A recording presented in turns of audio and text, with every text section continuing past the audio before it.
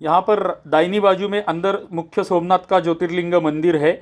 उसके सामने अगर हम देखेंगे तो यह रास्ता आगे पार्किंग के लिए जाता है। प्रति कार हमारे पास से 50 रुपया शुल्क लेते हैं पार्किंग के लिए। वह पार्किंग से गाड़ी पार्क करके बाहर आके हमें इस दिशा में जाना है। इस दिशा में मुख्य सोमनाथ का मंदिर है, तो चलिए मंदिर की दिशा में जाते हैं। पार्किंग के बराबर सामने हमें ये फलक दिखाई देता है जिसमें लिखा हुआ है कि अंदर मुख्य मंदिर में आप मोबाइल, कैमरा, बैटरी, टॉर्च इत्यादि कोई भी इलेक्ट्रॉनिक गैजेट अंदर लेके नहीं जा सकते हैं। आपको ये लॉकर में रखने पड़ते हैं और फिर मंदिर में जाना पड़ता है।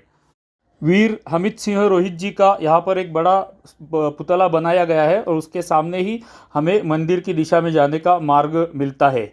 यहाँ पर हम देख सकते हैं महाराष्ट्र के मंदिर में जैसे वीरगढ़ होते हैं वैसे यहाँ पर गुजरात में पहाड़ी होती है। युद्ध में जो वीरगति को प्राप्त होते हैं उनकी स्मृति में ये पहाड़ी बनाई जाती है। तो अभी हम चले हैं मंदिर की दिशा में। मंदिर का ये आप समझ लो कि ये कॉरिडोर है। यहाँ से हमें पैदल अंदर जाना पड़ता है, चलते चलते अंदर जाना पड़ता है। यहाँ पर आप देख सकते हैं लॉकर उपलब्ध होते हैं। इस लॉकर में हमारे purse, mobile, camera, electronic gadget सब कुछ यहाँ पर रख के हमें अंदर मुख्य मंदिर की दिशा में पैदल जाना पड़ता है। ये सामने हमारा मुख्य मंदिर है। तो चलिए हम लॉकर में सामान रखते हैं और अंदर जाके दर्शन करके आते हैं। मंदिर में प्रवेश करने से पहले आप देख सकते हैं हमारे ललाट पर मंगल तिलक हमने धारण कर लिया है। अभी हम मंदिर में दर्शन करने को जाएंगे और बाहर आने के बाद आपको बताएंगे कि मंदिर में दर्शन कैसा रहा। चलिए अभी हम इस मुख्य मंदिर में दर्शन करके बाहर आए हैं। इस मंदिर में आज बिल्कुल भीड़ नहीं थी। हमें एकदम प्रसन्न और सुंदर पद्धति से दर्शन हुआ। वहाँ पर धक्का बुक्की करने वाला, आगे ढकेलने वाला कोई भी नहीं था। हमें जितना देर चाहे दर्शन लेने की अनुमति थी। हमने सुंदर पद्धति से दर्शन लिया और आगे मंदिर देखने को आरंभ किया। ये मंदिर आधुनिक है, ज़्यादा प्राचीन नहीं है, किंतु यहाँ पर भी जो नक्शीकाम बनाया गया है ये नक्शीकाम अत्यंत सुंदर पद्धति से बनाया गया है। यहाँ पर आप मेरे उंगली के नीचे देख सकते हैं, वहाँ पर सरदार वल्लभ भाई का पुतला बनाया गया है क्योंकि उन्होंने पुढाकार लिया था ये मंदिर का निर्माण करने के लिए। यहाँ पर शाम को एक लेज़र शो भी होता है।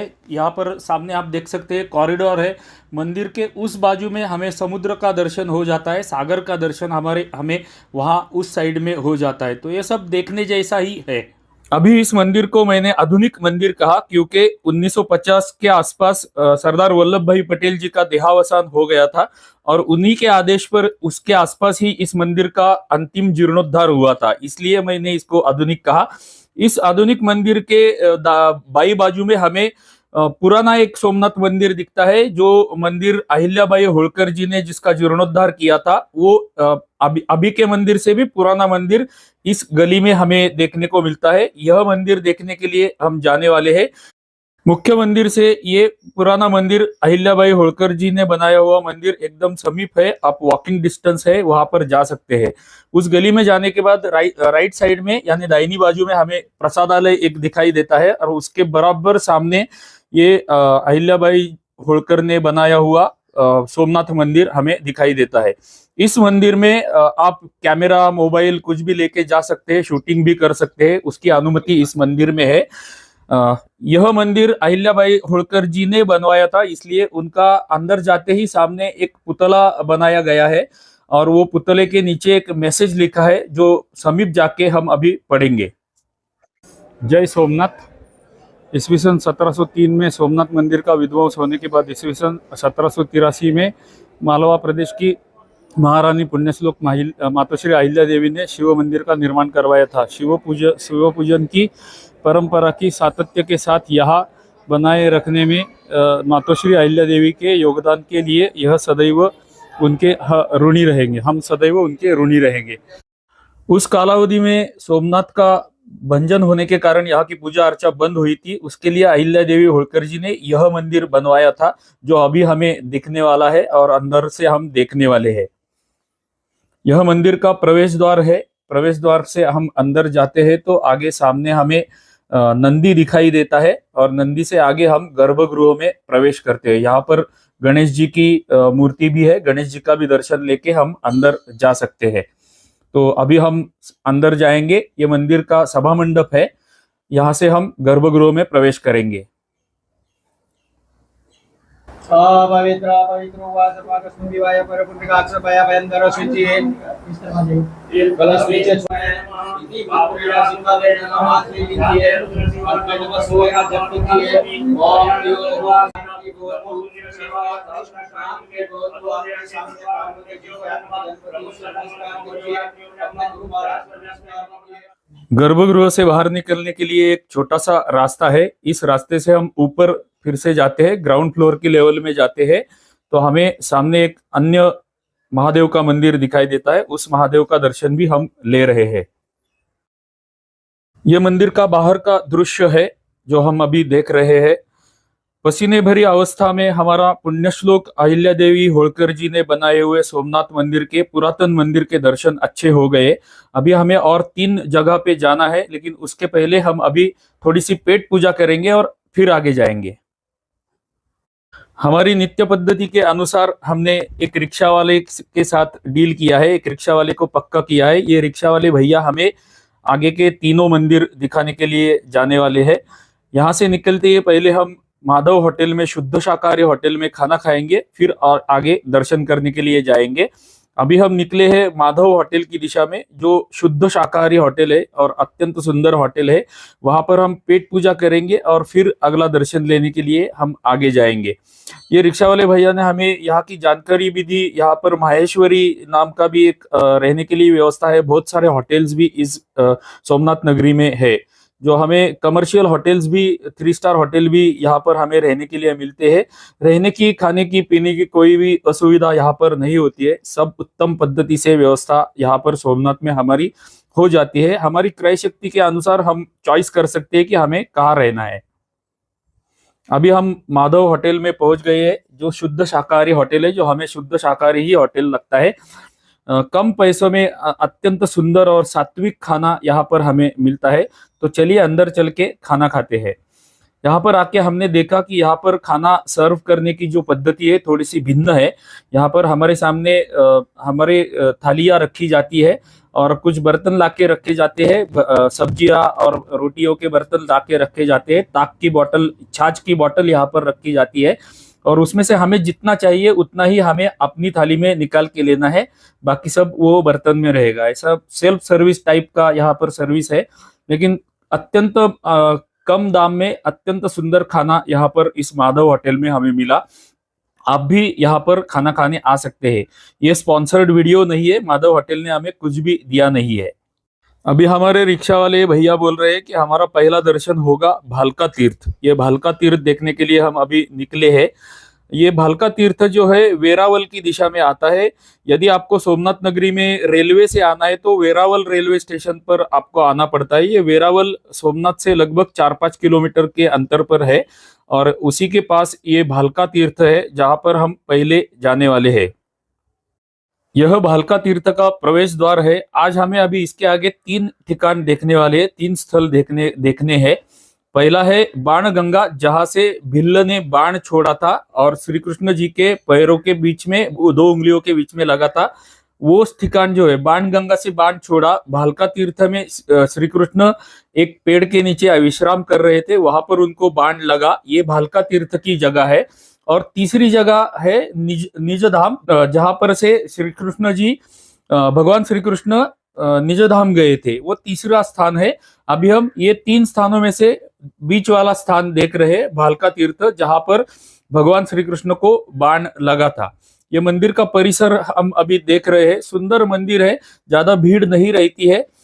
यहाँ पर आने पर हम प्रसन्न चित्त हो जाते हैं। एक भिन्न प्रकार की शांति मन में आ जाती है। इतना शांत ये ठिकान है, सुंदर परिसर है, कुछ पेड़ लगाए हुए हैं।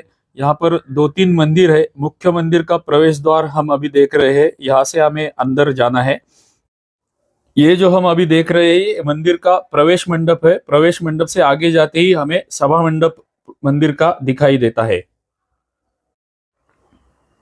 अभी हम जो देख रहे हैं, ये मंदिर का सभा मंडप है। यह स्थान वो है जहां पर भगवान श्री कृष्ण को भिल्ल ने छोड़ा हुआ बाण 2 पैरों के उंगलियों में लगा था, पैर के उंगलियों में लगा था। यहाँ पर आप देख सकते हैं कि भगवान श्री कृष्ण की लेटी हुई मूर्ति है। जहां जग में ऐसे कहीं भी दिखाई नहीं देती है। ऐसी श्री कृष्ण की मूर्ति यहाँ पर है। और श्री कृष्ण जी के सामने ही, भगवान श्री कृष्ण के सामने ही ये भिल्ल बैठा हुआ है। ये भिल्ल पिछले जन्म में रामायण में जो बाली था, जिसका युद्ध हुआ था लक्ष्मण के साथ में, वो बाली इस जन्म में भिल्ल बन के आया था और उसने बाण छोड़ा था जो श्री कृष्ण भगवान को लगा था।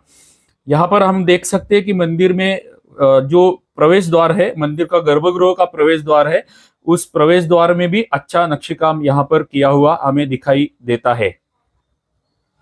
इस द्वार शाखा पर आप देख सकते हैं कि भगवान श्री राम की मूर्ति यहाँ पर पाषाण में बनाई गई है। नीचे दो कीर्तिमुख हमें दिखाई देते हैं, ये साइड में एक कीर्तिमुख है। इस मंदिर का नक्शीकाम पूरा देखने जैसा है। यहाँ के खंबे जो है वो खंबों के ऊपर भी सुंदर नक्शीकाम किया हुआ हमें दिखाई देता है। मंदिर के जो 3 द्वार है वो द्वार शाखाओं पे पर भी अच्छा नक्शीकाम किया हुआ है। ऊपर भी नक्शीकाम अच्छा किया हुआ है। छत पर तो इतना सुंदर नक्शीकाम किया हुआ है कि हम देखते ही रह जाते हैं।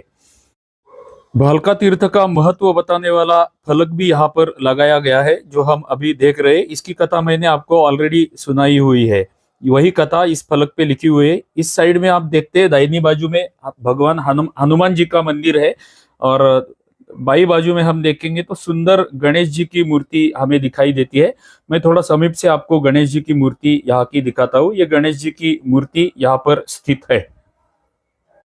इस मंदिर के गर्भगृह की एक बात बताना आपको भूल गया था। ये जो वृक्ष आप देख रहे हैं, ये वृक्ष हजारों साल प्राचीन वृक्ष है। इसी वृक्ष के नीचे भगवान श्री कृष्ण विश्राम कर रहे थे और यहीं पर उनको बाण लगा था। मंदिर से बाहर आते ही बाई बाजू में हमें यह जल स्त्रोत दिखाई देता है। जल स्त्रोत यानी कि जलकुंड हमें दिखाई देता है। हमारी परंपरा ही है कि बहुत सारे मंदिरों के आसपास जल स्त्रोत होता है। उसके पीछे हमें एक महादेव का मंदिर दिखाई देता है जो हम अभी देख रहे हैं। चलिए भगवान महादेव का दर्शन करते हैं। ओम त्र्यंबकं यजामहे सुगंधिं पुष्टिवर्धनम् उर्वारुकमिव बन्धनान् मृत्योर्मुक्षीयमामृतात्। ओम तत्पुरुषाय विद्महे महादेवाय धीमहि तन्नो रुद्रः प्रचोदयात्। फिर से स्मरण दिलाता हूँ, पहला ठिकान है बाणगंगा जहाँ से भिल्ल ने बाण छोड़ा था। ये दूसरा ठिकान है जहाँ पर श्री कृष्ण विश्राम कर रहे थे और भगवान श्री कृष्ण को यहाँ पर बाण लगा था, ये वो भालका तीर्थ है। और तीसरा ठिकान है निजधाम जहाँ पर भगवान श्री कृष्ण की चरण पादुका है, जहाँ पर हम बाद में जाने वाले हैं। इस भालका तीर्थ का दर्शन करने के बाद अभी हम बाणगंगा जाने वाले हैं। ये है बाणगंगा। इस दिशा में मुख्य सोमनाथ मंदिर है जो हमने सुबह देखा था। वहां से हम यहाँ पर बाणगंगा में आए हैं भालका तीर्थ को जाने के बाद। ये एक पहला शिवलिंग है जो हमें अभी दिख रहा है, बीच में एक ध्वज लगाया गया है और ये दूसरा शिवलिंग है। ये दोनों शिवलिंग सदा सर्वदा पानी में ही रहते हैं।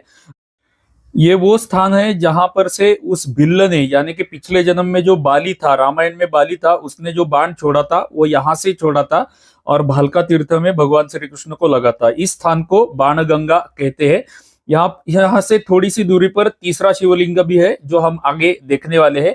तब तक के लिए आपको प्रार्थना है कि हमारा गुजरात दर्शन नाम का जो प्लेलिस्ट है उसका अवश्य फायदा उठाइए। ये गुजरात दर्शन के प्लेलिस्ट में आपको देखने को मिलेंगे स्टैचू ऑफ यूनिटी, उसके बाद में हम द्वारका गए थे, द्वारका के सारे ठिकान आपको दर्शन करने को मिलेंगे और वहां से हम सोमनाथ आए हैं और बीच में जो हमने प्रवास किया उसका भी वर्णन आपको देखने को मिलेगा।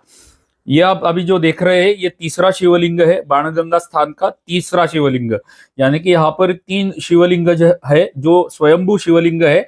और ये जो शिवलिंग है हर साल इसका थोड़ा सा आकारमान बढ़ जाता है, चावल के एक दाने बराबर इसका आकार हर साल बढ़ता है, ऐसी यहाँ के भाविकों की श्रद्धा है। अभी हम निजधाम का दर्शन करने के लिए जा रहे हैं, जो तीसरा स्थान है आज का हमारा। वहां पर बहुत सारे मंदिर है। गोलोकधाम आते ही हमें यह फलक दिखाई देता है जहां पर लिखा हुआ है कि कौन कौन से स्थान यहाँ पर है। निजधाम है, भगवान श्री कृष्ण की चरण पादुका है, यहाँ पर गीता मंदिर है, काशी विश्वनाथ मंदिर है, इत्यादि जो तीर्थ एक ही जगह पे है उसका इंफॉर्मेशन हमें इस फलक पर मिल जाता है। आइए इन सारे तीर्थों का दर्शन करने के लिए अभी इसकी दाहिनी बाजू में ही प्रवेश द्वार है, वहां से हम अंदर प्रवेश करते हैं।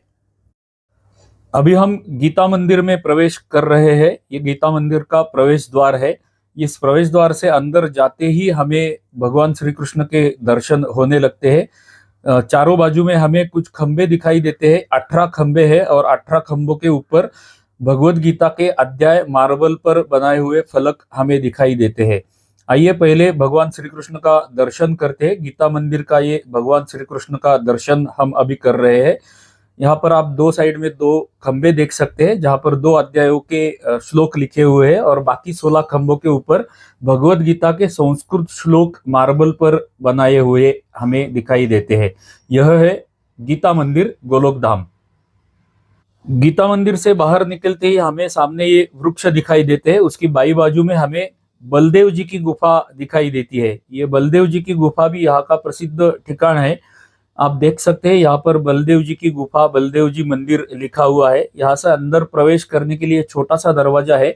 छोटे से दरवाजे से अंदर जाने के बाद एक्चुअली गुफा में प्रवेश करने का एक छोटा सा द्वार है। कुछ स्टेप्स उतर के, सीढ़ियां उतर के हमें नीचे गुफा में जाना पड़ता है।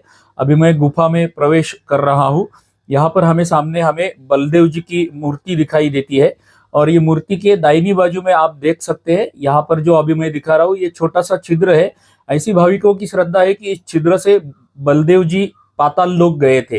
ये पाताल लोक जहाँ से बलदेव जी गए वो छिद्र हमने अभी देखा और ये बलदेव जी का मंदिर हम अभी देख रहे हैं। बाहर आते ही गर्भगृह में, ये मंदिर का जो गर्भगृह है, गर्भगृह का बाहर का जो मंडप है उसमें बलदेव जी की एक सुंदर मूर्ति भी, आधुनिक काल में बनाई हुई मूर्ति बलदेव जी की यहाँ पर हमें दिखाई देती है। बलदेव जी की गुफा से बाहर आते ही हम प्रवेश करते हैं लक्ष्मी नारायण मंदिर में। यह लक्ष्मी नारायण का दर्शन हम अभी कर रहे हैं। ये सुंदर मूर्तियां लक्ष्मी नारायण की यहाँ पर हमें देखने को मिलती है। दर्शन यहाँ पर सुंदर मिलता है। अभी हम 360 डिग्री व्यू देखेंगे इस लक्ष्मी नारायण मंदिर का। यहाँ पर बहुत सारे विष्णु के अवतार है, कुछ संतों के चित्र इस मंडप में बना के लगाए हुए हैं। यह भी अत्यंत प्रसन्न चित्त करने वाला लक्ष्मी नारायण मंदिर हमें दिखाई देता है। यहाँ से बाहर पड़ते ही हम जाते हैं निज धाम की दिशा में, जहाँ पर भगवान श्री कृष्ण की चरण पादुका रखी हुई है। उस दिशा में हम यहाँ से जाते हैं। बाई बाजू में हमें जो दिख रहा है वो काशी विश्वनाथ का मंदिर है। यहाँ से हम निज धाम श्री कृष्ण चरण पादुका का दर्शन लेने के लिए अभी जा रहे हैं। अभी आपको दिखने वाले हैं भगवान श्री कृष्ण की चरण पादुकाएं, जिसका हम एकदम समीप से सुंदर दर्शन एकदम आराम से कर सकते हैं। यहाँ भी हम अत्यंत प्रसन्न चित्त हो जाते हैं। आपको प्रार्थना है कि आप सोमनाथ नगरी में आएंगे तो इस स्थान का दर्शन लेने के लिए अवश्य आइएगा, क्योंकि यहाँ से भगवान श्री कृष्ण ने ये देह त्याग किया था और वैकुंठ को वो यहाँ से गए थे। अभी हम देख रहे हैं काशी विश्वनाथ मंदिर जो इसी प्रांगण में स्थित है। ये काशी विश्वनाथ मंदिर का दर्शन है। गोलोक धाम के हमारे सारे दर्शन हो चुके हैं। अभी हम बाहर आएंगे। बाहर आते ही हमें ये सूरज बुलेट जो होता है उसका माल वाहतुक के लिए कन्वर्ट किया गया हुआ वाहन हमें यहाँ पर दिखाई देता है। गुजरात में इस प्रकार के वाहन हमें माल वाहतुक करने के लिए जगह जगह पर दिखते हैं। टेम्पोज कम दिखते हैं, ऐसे वाहन यहाँ पर ज्यादा दिखते हैं। अभी हम आए हैं सोमनाथ नगरी का अंतिम स्थल देखने के लिए, जो प्राचीन सूर्य मंदिर है। यहाँ पर एक अत्यंत सुंदर प्राचीन सूर्य मंदिर है। इस मंदिर में हम अभी प्रवेश करने वाले हैं। इस मंदिर थोड़ा सा ऊंचाई पर है। हमें यहाँ पर जाने के लिए थोड़ी सी सीढ़ियाँ चढ़नी पड़ती है, लेकिन बहुत कठिन नहीं है। वृद्ध जो व्यक्ति भी यहाँ पर आसानी से आ सकते हैं। यहाँ पर आप बाई दिशा में देख सकते हैं। ये बाई दिशा में जो दिख रहा है ये प्राचीन सूर्य मंदिर है। छोटा सा मंदिर है, बहुत बड़ा नहीं है, लेकिन अत्यंत सुंदर मंदिर है और अत्यंत सुंदर नक्शेकाम इस मंदिर पर किया हुआ है। इस विश्व में, पूरे विश्व में सूर्य के मंदिर हमें बहुत कम दिखाई देते हैं। उसमें से एक ये सूर्य मंदिर हम अभी देखने वाले हैं। हमने प्रवेश कर लिया है। प्रवेश मंडप से हम अभी अंदर गर्भगृह की दिशा में जा रहे हैं। सामने हमें सूर्य मंदिर का गर्भगृह सुंदर दिखाई देता है। अभी हम गर्भगृह में प्रवेश कर चुके हैं और ये गर्भगृह में हम भगवान सूर्य का दर्शन ले सकते हैं। अत्यंत प्रसन्न और विश्व में गिने चुने सूर्य के जो मंदिर है वो उनमें से एक मंदिर के हम अभी दर्शन कर रहे हैं। ऊपर छत पर भी सुंदर नक्शेकाम किया हुआ हमें यहाँ पर दिखाई देता है। और यहाँ से इस मंदिर के बाहर की बाजू से, चारों बाजू से भी सुंदर नक्शकाम किया हुआ हमें दिखाई देता है। सैकड़ों सैकड़ों मूर्तियां यहाँ पर पाषाण में बनाई हुई है। यहाँ पर सामने एक सूर्य कुंड भी है। यह भी हम जो देख रहे हैं इसे सूर्य कुंड बोला जाता है। सूर्य कुंड में जाने के लिए थोड़ी सी सीढ़ियां है, अंदर जल होता है, लेकिन अभी ये सूर्य कुंड में कोई जाता नहीं है। अभी हम मंदिर बाहर की बाजू से देख रहे हैं। यहाँ पर भी सुंदर नक्शकाम किया हुआ हमें दिखाई देता है। सैकड़ों मूर्तियां यहाँ पर पाषाण में बनाई गई है। मुझे लगता है ये मंदिर का निर्माण करने के लिए कम से कम 100-150 साल लगे रहेंगे। इतना सुंदर नक्शकाम यहाँ पर इस मंदिर में बाहर से किया गया है। बाहर की दीवारों के ऊपर भी किया हुआ है और कलश पर भी सुंदर नक्शकाम मंदिर के चारों बाजू से किया हुआ है। हमारे पास समय की मर्यादा है, इसलिए मैं ज्यादा डिटेल में आपको ये मंदिर दिखा नहीं सकता हूँ, लेकिन आपको प्रार्थना है कि ये सुंदर और प्राचीन मंदिर, सूर्य मंदिर देखने के लिए आपको सोमनाथ नगरी में आना चाहिए। और सोमनाथ नगरी में आप आएंगे तो सूर्य मंदिर का भी दर्शन आपको करना चाहिए। तो चलिए आगे चलते हैं। ये अभी जो देख रहे हैं मंदिर की पीछे की बाजू है, यहाँ से हम कलश देख सकते हैं। भूमिज पद्धति का कलश यहाँ पर बनाया गया हुआ है और सुंदर नक्शकाम इस कलश पर भी और मंदिर के चारों बाजू में, जैसे मैंने बताया, किया हुआ है। भोला भला मेरा भोला भला, जग में तुम्हें भानु भला भोला भला। सोमनाथ में मंदिर भारी, मंदिर के अंदर है भोला भला। मैया पार्वती संगे भला, संगे भला देखो संगे भला। धन्यवाद। अभी आपने जो देखा वो सोमनाथ की महती गाने वाला एक स्थानिक कलाकार था जो भजन गा रहा था। तो दर्शकों हो, सोमनाथ नगरी के जितने भी दर्शनीय स्थल थे उनका दर्शन हमने आपको कराया हुआ है। अभी हम हमारे होटल की दिशा में जा रहे हैं। वहां से हम हमारी भैरवती लेकर पुणे की दिशा में प्रस्थान करने वाले हैं। अंत में हमारी सदा सर्वदा की आपसे प्रार्थना है कि यदि आपको हमारा यह गुजरात दर्शन प्रवास अच्छा लग रहा रहेगा तो हर एक वीडियो को लाइक कर दीजिए, एक छोटा सा कमेंट अवश्य कर दीजिए। चलिए तो चलते हैं पुणे की दिशा में, जो 850 किलोमीटर का लगभग डिस्टेंस है, उसके लिए हम भिन्न वीडियो बनाने वाले हैं। धन्यवाद।